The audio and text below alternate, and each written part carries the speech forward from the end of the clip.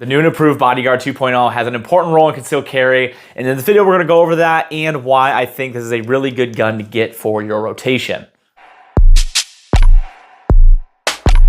This is a mix between a first looks and a review video. I haven't gotten quite enough rounds through this quite yet for a full review, but I've had it long enough that it's not necessarily a first looks, so we're just gonna kind of combine them together and let's go right into the first 30-second breakdown. That's where in the first 30 seconds, give or take, I give you guys my exact thoughts on this product before we get into the full review. That way you can just stop watching because now you know exactly why I think about this product, or you can keep watching and find out why I say those things in greater detail, and it does help out with the YouTube algorithm. This is the new redesigned Bodyguard 2.0 from Smith & Wesson, and this thing is ridiculously tiny. One of the smallest guns I have ever tested, wildly light at 9.8 ounces. This comes with a flush fit 10-round magazine of 380, or you can go with the extended 12-round magazine for those of you that want to have a little extra grip or that have bigger hands.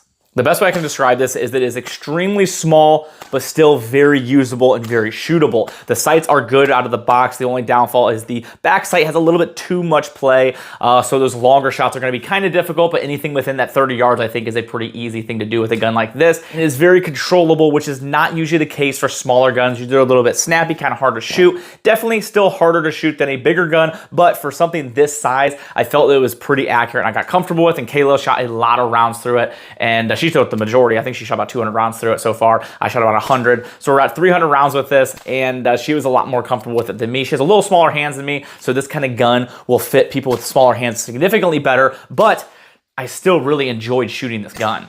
You do not have an optic scope because of how small this thing is, but with a gun like this, an optic isn't wildly important. I do like putting optics on the majority of my guns, but for something like this, is exactly the way it's gonna stay because it serves a purpose. This is a pocket, small gun, backup gun that you would carry, not something that I'm ever gonna carry as a primary. So there's some things I'm okay with doing without because of the role that this is gonna play. But so far, zero malfunctions. The trigger is nice out of the box, nothing too fancy, but for a small micro gun, one of the better ones for a gun this size that I've used. And Smith & Wesson did a really good job all around with the looks and the actual feel of this gun. This only costs $400, and I'm very impressed with the value that you get and how well this shoots for how tiny it is. Now let's get into my relationship with Smith & Wesson. They did send me this. I did not spend my own money on it, and I appreciate them for sending that over for me to be able to test. Now let's get into the full review and go over my full thoughts on this in more detail. Let's talk about a couple companies that are really nice to the channel. Brownells is one of them, and they're incredibly nice, super nice, some would say. Absolutely love Brownells and the things they do, and I would love if you guys would go to tacticalvisor.net and see how nice they are. Brownells, thank you so much. Brownells is incredible, and I appreciate them. Ammo Squared is another really, really nice group of people, and I appreciate them for being so nice. It's so great to have nice companies like this that are involved, and these guys are really cool. So this is a way that you are able to invest in a very unique way. If you like investing in gold, silver, or just at the bank with your money, this is a way to invest with ammo. And it is a really neat way and a process and super unique. I suggest going there and finding ways that you can invest, and there's other ways to be able to get that ammo in different unique ways to save yourself some money. And I suggest going over there, and when you set up an account, make sure you put in there that you found it through Tactical Advisor. That is going to help them be super nice, and I appreciate that. Thank you guys so much. Before we get too far into this, I do not own any 380 handguns, and there is a reason for that because I don't like them. I don't really necessarily think the 380s out there are that good, and it's never been a gun or a caliber that I've ever been drawn to and wanted to get. This is my very first 380, and I have to say I'm very impressed with it, and I ended up buying 2,000 rounds of 380 so me and Kayla could shoot a lot of rounds with this because this is going to be a gun that she's probably going to primarily carry. It's not going to be a primary gun for her, as in that she'll carry this every single day. This is a gun that fits a role. It fits a position in your concealed carry lineup. There are guns that are better than other things. This is not a gun I would ever carry as my primary gun, being the best of what I wanted to do. This fills a void that some of the bigger guns that I carry, like my Glock 45 or the X Macro with the Radian Ramjet and Comp on there, that those just don't fill. This has a really cool role as a gun that you would take with you running because of how light it is, being that it's 9.8 ounces, which is crazy light, and it is so thin thin and small. It is no bigger than my hand, which is crazy.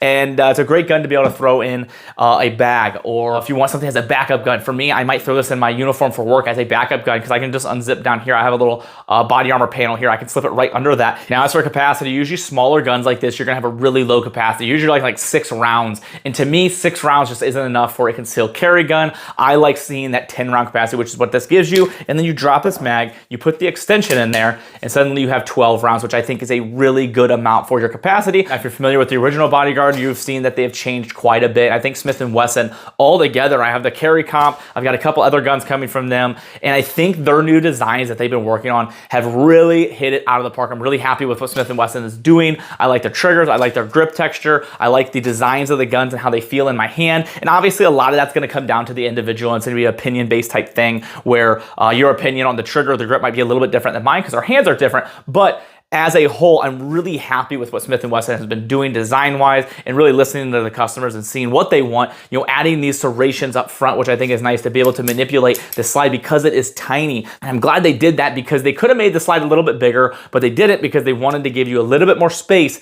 to have your hand on this gun. And I'll discuss the texturing and the grip. It's nothing crazy. It's nothing that is going to be like blow you away. You're gonna put in your hand and be like, holy crap, that's a great grip. It's good. It gives you some kind of texture. With a gun this small, they tend to snap and kind of get out of your hand, and you have to readjust a decent amount. You have some texturing right here and there as well, so it gives you a couple points to be able to have good contact with the gun, but it gives you the best chance possible. Really high cut here and your undercut of your trigger guard to be able to get your hand a little bit higher. Now, the downside to this, and the gun being this small, is when you hold the gun the proper way, you're usually gonna ride that slide. I have heard of people having malfunctions with that. I've had 0 malfunctions with this gun. So Smith & Wesson actually flew Kayla and I out to their new facility down in Tennessee, and we were able to shoot this early, and we had a handful of rounds to be able to go through these before they were released. And then we ended up getting this one here, so we were able to put a lot more rounds through it. So I think we put around 50 to 100 rounds there, and then another 300 here. So we're about 400 total rounds through a gun like this, and that's 2 different samples, and we haven't had any malfunction with those. Now, what you will see is people that have a high grip, you're probably not gonna get your slide to lock back nearly as much just because you're gonna be riding that with how small the gun is, and it's just gonna be something to make sure you note. Now, I know we're kind of bouncing all over the place, but let's go up to the sights here and talk about these for a second. So out of the box, I think these are really good sights. They are better than most out of the box sights, being the fact that you have blacked out serrated rears and a tritium front sight. I like that. I think that's a really good combination. I think honestly is what most people go with, and I think probably a fan favorite for most, that or having a fiber optic is really nice as well. But I really like the tritium with the blacked out rear and the serrations. Now, what I don't like is the back sight is really, really wide. There's a long width between it. So what you find for longer shots is that front sight post has a lot of play back and forth. There's really not a precise feel. Like when I'm shooting, you know, past that 35 yards, 50 yards, it just doesn't feel precise, and I don't feel nearly as confident. Now, a lot of that comes with the fact that it's just a really small gun. It's kind of hard to shoot at those distances, but I wish they would bring those sights in a little bit to make those shots a little more precise, but I can't complain because out of the box, they are decent sights. Now, going down to the trigger, this is a really good trigger for this size and kind of gun. I've shot a lot of really small guns before, and I hate the triggers. They're usually traditionally not great triggers. Now, this is not like a trigger that's gonna blow you away where it's like, wow, this is one of the better triggers, but for the size of the gun and everything, it definitely did surprise me. So I am happy with the trigger, and I think it is decent. It has a good break to it. And the reset really isn't anything special, but the break of the trigger, I think, is where this shines a little bit more than your reset. One thing I'd like to see them add here in the future is a longer extension, especially for those of you that have bigger hands. You're gonna find that even this might not be big enough. For me, it's fine. Again, I don't have huge hands, so it's not really a problem for me. But for those of you who have a little bit bigger hands, it might be nicer to have a bigger extension, and then maybe you can add 14, 16 rounds to this and just add that capacity, which is always nice to have more options. I mean, I don't want anything ridiculous where I need like 20 rounds and be goofy, but a little bit more of an extension wouldn't be bad as an option. I love that it comes with a 10 and a 12. I think that's a really good starting point, but one more I think would be a great addition to this lineup and make this even more versatile. Now, I'm well aware that this gun is not for everybody, but again, I'm really happy with guns that fill a role. I think there's a purpose and a place for certain guns like this. I don't think this is a do-it-all gun. I don't think it's meant to be a jack-of-all-trades. I have guns that are really good at that, and this isn't one of them. This is gonna be a gun I put in a specific role, and I think it's gonna do really good at that. And I think Smith & Wesson